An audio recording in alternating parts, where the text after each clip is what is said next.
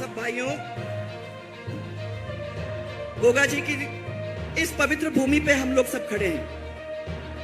आप लोगों ने गोगा जी का क्या मंदिर था और आज हमारी सरकार ने आप लोगों के सहयोग के साथ उसको कैसे बना के छोड़ दिया है।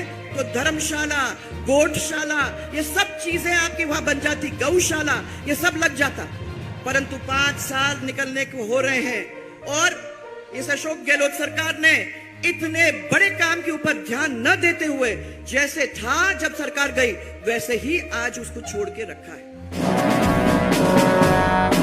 Hello guys, good morning. स्वागत है आपका जिला नीम का थाना न्यूज एंड रिएक्शन के अंदर। गाइस, आज हनुमानगढ़ राजस्थान से राजस्थान परिवर्तन मिशन यात्रा का शुभारंभ किया गया, जिसके अंदर बड़े बड़े नेता शामिल हुए, जिनके अंदर सबसे बड़ा नाम नितिन गडकरी जी का है। उसके बाद श्रीमती वसुंधरा राजे जी सिंधिया, माननीय पूर्व मुख्यमंत्री वसुंधरा राजे सिंधिया ने वहां पर धमाकेदार तरीके से स्पीच दिया और गहलोत सरकार पर जमकर वार किया। गाइज, उन्होंने बताया वहां का एक मैन मंदिर है गोगा जी महाराज का मंदिर, जिसको उन्होंने 20 करोड़ की लागत से बनाकर तैयार किया था।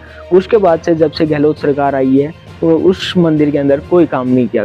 गाइज, उन्होंने आरोप प्रत्यारोप किए और उन्होंने अपने विकास कार्यों के बारे में बताया और 5 साल के गहलोत जी के विकास कार्यों के बारे में बताया। आइए जानते हैं, देखते हैं उन्होंने और अपने इस भाषण के अंदर, स्पीच के अंदर उन्होंने क्या कहा।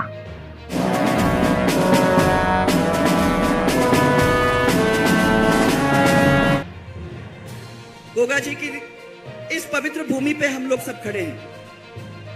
आप लोगों ने गोगा जी का क्या मंदिर था और आज हमारी सरकार ने आप लोगों के सहयोग के साथ उसको कैसे बना के छोड़ दिया है, वो आप सबके सामने है।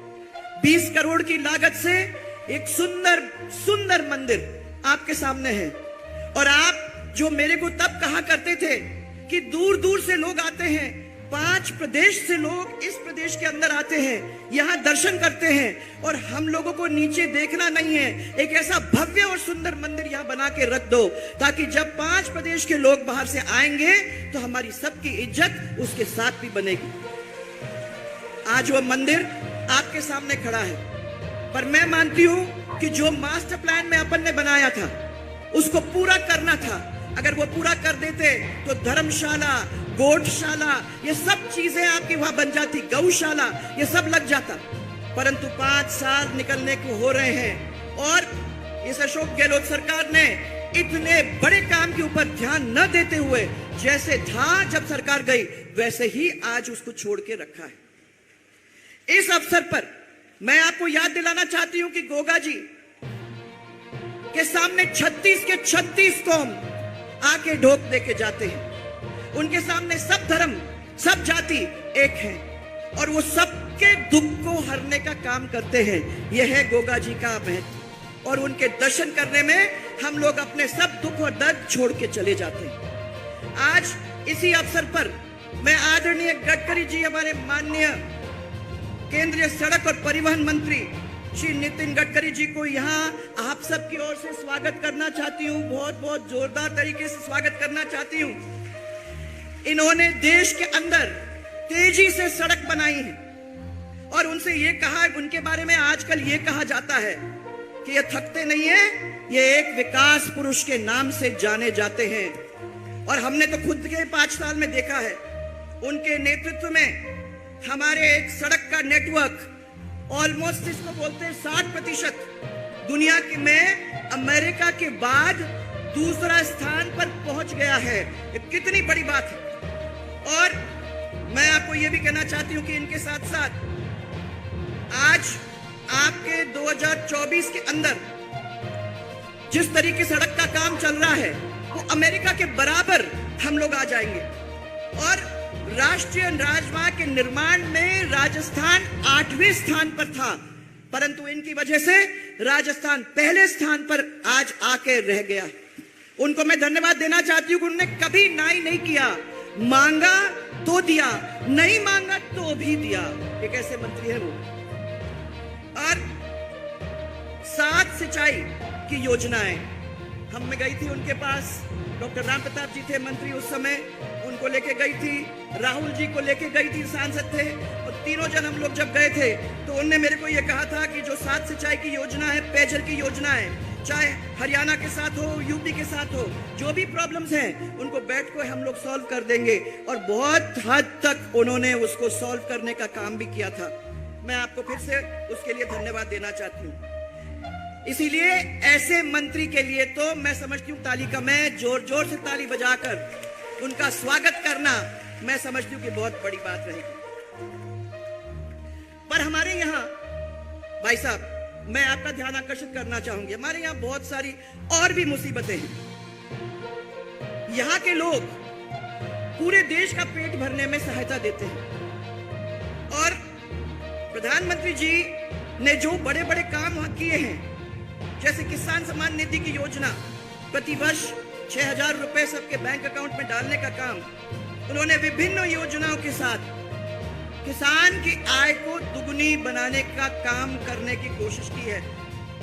एक तो मोदी जी एक तरफ, और दूसरी तरफ उन्होंने जो मान रखा है वो दूसरी तरफ अशोक गहलोत, जिन्होंने और जिनके राज्य में कितने सारे किसानों ने अब आत्महत्या कर दी है वो आप लोग सबको मालूम है। मैं आपको ये बताना चाहूंगी कि करीबन 4 दर्जन ऐसे लोग हैं जिनने इनकी वजह से और इनकी स्कीम्स की वजह से, नाकामयाबी की वजह से अपनी जिंदगी को खो बैठे। हनुमानगढ़ जिले के अंदर एक किसान था सुरजाराम, बैंक का लोन था, बैंक का कर्जा पूरा नहीं कर सका। हमको वादा किया गया था जब कांग्रेस सरकार आई थी, उन्होंने ये कह दिया था कि 10 दिन के अंदर, और गिने थे उंगली के ऊपर, याद है आपको सबको, उंगली पे गिन के कहा था कि 10 दिन के अंदर सब कर्जे, जो भी कर्जे हैं वो सब माफ करने का काम हम करेंगे। आज 4.5 साल, कुछ दिनों के अंदर पूरे 5 साल आपके हो जाएंगे, एक भी कर्जा अभी तक माफ नहीं हुआ है, और इसीलिए इतने सैकड़ों लोग अपने आत्महत्या करके रह गए। किसानों की भूमि कुड़क कर दी है, करीबन 19,000 ऐसे किसान हैं जिनकी भूमि कुड़क हुई है, और हनुमान जिला की बात अगर हम करें तो करीबन 1900 ऐसे किसान हैं जिनकी भूमि चली गई। किसान विरोधी इस सरकार के अंतर्गत पूरा अगस्त सूखा निकल गया है। भाइयों, आपको सबको मालूम है, सही तरीके से आपको बीज नहीं मिल रहा, खाद नहीं मिल रहा, और पानी का तो नाम और निशान ही नहीं है। ऐसे समय में सरकार का क्या फर्ज बनता है? गिरदावरी करनी चाहिए, पता करना चाहिए, अपने पूरे रिकॉर्ड निकालने चाहिए, और उसके बाद जहां जहां आर्थिक सहायता पहुंचाने की जरूरत है वहां तक आर्थिक सहायता पहुंचाने का काम करना चाहिए। किसी को मिला पैसा? मिला किसी को भी मिला क्या? नहीं मिला। फसल बीमा क्लेम के जो प्रकरण हैं उनको समय पर नहीं देख किया। सिद्धमुख नहर प्रणाली के सिस्टम के अंदर हम लोगों ने चकबंदी, किलाबंदी, मुरब्बाबंदी का काम आपको याद होगा शुरू किया था, और टेल तक पानी पहुंचाने का काम किया था, आप लोग सबको याद है। और इसके साथ साथ इसकी चोरी रोकने का काम हम लोगों ने किया था। आज फिर भगवान भरोसे आप सबको मालूम है कि अभी चोरी भी हो रही है, यहां तक कि पानी जा रहा है हरियाणा के अंदर, जहां 1200 रुपए में प्रति घंटे पानी बेचा जा रहा है, और उसके रोकने वाला, उसको देखने वाला, उसको पनिश करने वाला यहाँ आज कोई भी नहीं। खेतों में आपने देखा है कपास के अंदर रोग लग गया है, किसानों की फसलें बर्बाद हो चुकी हैं, सरकार सुन नहीं रही है।